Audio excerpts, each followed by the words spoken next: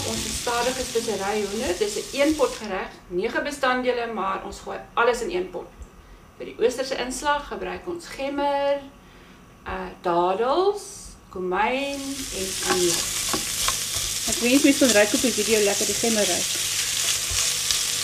Dit maak jy honger van die begin af.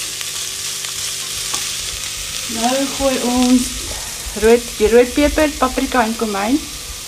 As jy kan, as jy gerookte roodpeper in die ander kan kry, dit is baie spesiaal, maar dit maak dit heerlik. Ek het hoenderfilette in Stukke gesny, so hoenderfilet, so 4 stukke per filet. Dan met repe sny as jy wil, maar lekker presies.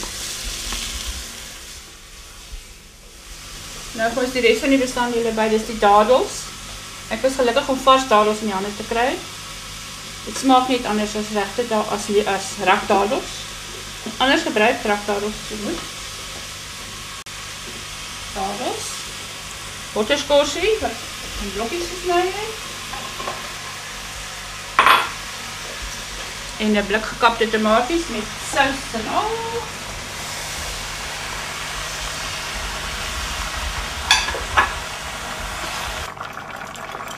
Net aftreksel by.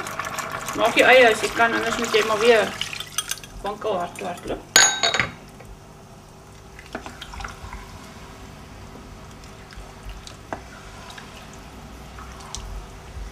En die groot lekkerte, nou sit jy die deksel op en jy prit hom vir 'n uur.